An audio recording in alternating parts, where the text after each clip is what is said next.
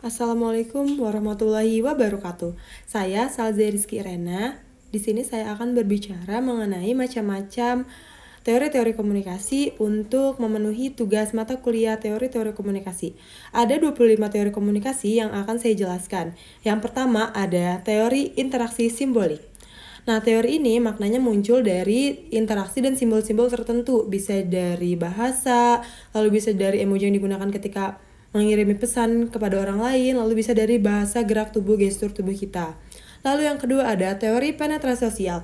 Nah, teori ini menjelaskan bahwa hubungan dekat yang berkembang melalui diri yang bertahap. Jadi sebelum diri ini menjadi dekat dengan individu lain, awalnya hubungan itu bersifat tidak intim obrolannya seperti itu. Lalu yang ketiga ada teori pertukaran sosial. Nah, teori pertukaran sosial ini menjelaskan bahwa orang ini menilai hubungan berdasarkan untung dan rugi. Jadi meminimalisir kerugian dan memaksimalkan keuntungan. Nah, medianya itu berupa bisa dari lewat komunikasi interpersonal, WhatsApp, dan bisa melalui telepon. Lalu yang keempat ada teori jarum hipodermik.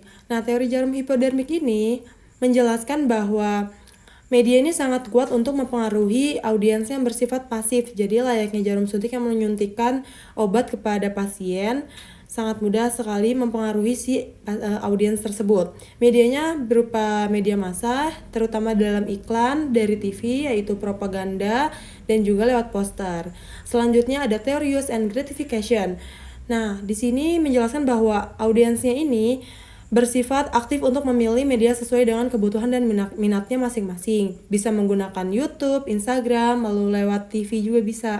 Selanjutnya ada teori agenda setting. Teori ini menjelaskan bahwa media itu menentukan isu-isu yang dianggap penting dan mengesampingkan isu-isu yang dianggap tidak penting melalui berita TV, portal berita, dan trending dari sosial media.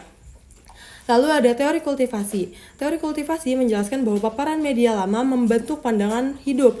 Jadi misalnya dalam sinetron mempunyai banyak orang jahat, lalu audiens berpikiran dalam jangka panjang di realitas dunia nyata bahwa di kehidupan nyata pun banyak terjadinya tindak kriminal seperti itu lewat media TV, film, sinetron, dan drama medianya.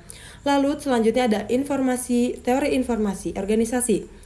Teori ini menjelaskan bahwa bagaimana organisasi ini harus mengolah informasi dengan baik untuk membuat dan mengambil keputusan yang baik. Medianya bisa melalui email, lalu laporan rapat di organisasi tersebut. Lalu selanjutnya ada teori jaringan organisasi.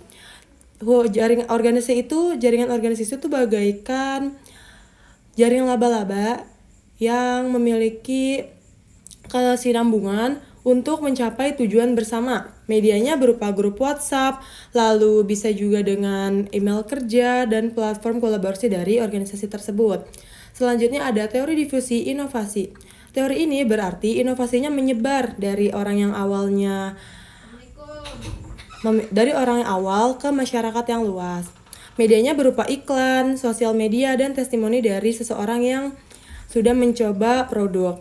Lalu selanjutnya ada teori spiral of silence. Ini berarti orang yang awalnya diam saat opininya berbeda dari mayoritas besar. Jadi dia lebih memilih diam seperti itu. Lalu medianya berupa bisa dari komentar sosial media, lalu lewat berita, dan forum online. Dan selanjutnya ada teori framing. Teori framing ini berarti medianya itu membingkai isu-isu terkini dengan sudut pandang yang tertentu. Medianya bisa jadi dari judul berita, lalu ada caption, dan narasi TV. Selanjutnya ada teori gatekeeping. Informasi ini disaring sebelum ke publik. Jadi media itu menyaring terlebih dahulu baru disebarluaskan ke khalayak. Lewat redaksi berita, lalu lewat algoritma sosmed, seperti itu. Selanjutnya ada teori belajar sosial. Teori ini berarti orang itu meniru perilaku yang dilihat. Bisa dari medianya, bisa dari YouTube, TikTok, dan film. Lalu selanjutnya ada teori konstruksi sosial. Teori ini berarti realitas ini dibentuk melalui komunikasi sosial.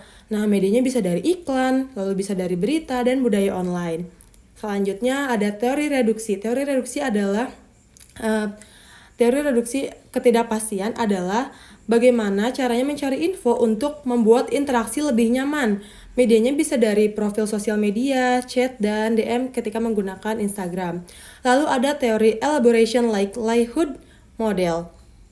Ini mengartikan bahwa persuasi lewat jalur logis atau emosional, jadi lebih mengajak dari jalur logis dan cenderung emosional, bisa lewat iklan, brosur, dan konten promosi. Lalu selanjutnya ada teori konvergensi media. Jadi berbagai media itu menyatu dalam satu perangkat seperti smartphone, lalu bisa lewat aplikasi, dan multi konten. Lalu ada teori expectation violation theory. Nah, teori ini tuh reaksinya tuh muncul ketika ada harapan komunikasi yang dilanggar. Nah, jadi medianya itu bisa dari chat, lalu ada percakapan langsung. Lalu selanjutnya ada teori face work. Nah, teori ini menjelaskan bahwa bagaimana sih cara menjaga muka atau kehormatan dalam interaksi. Nah, bisa dari chat pribadi atau pertemuan langsung. Lalu selanjutnya ada teori konflik interpersonal. Nah, teori ini menjelaskan bahwa adanya masalah yang muncul karena berbeda nilai atau kepentingan. Nah, ini tuh medianya bisa dari chat atau percakapan langsung atau ketika rapat tuh kadang sering terjadi. Lalu selanjutnya ada teori retorika. Teori ini menjelaskan bagaimana persuasi menggunakan etos, patos, logos, dan medianya berupa pidato, iklan, dan kampanye. Lalu ada teori dramaturgi. Nah, teori ini tuh menjelaskan bahwa bagaimana sih komunikasi seperti panggung, ada peran publik, dan peran privat. Lalu medianya berupa bisa di Instagram, dari front stage, lalu ada chat pribadi, atau itu bersifat backstage-nya. Lalu ada identitas, teori identitas. Nah, identitas dibentuk melalui interaksi dan komunikasi. Lewat bio Instagram, lewat komunikasi online, komunitas online, lalu lewat chat. Nah, yang terakhir ada teori ketergantungan media. Jadi ini berarti semakin tergantung pada media, makin kuat efeknya. Nah, contohnya tentu saja media sosial, berita online, dan aplikasi informasi. Sekian yang bisa saya jelaskan 25 teori tersebut. Mohon maaf apabila ada kesalahan. Assalamualaikum warahmatullahi wabarakatuh.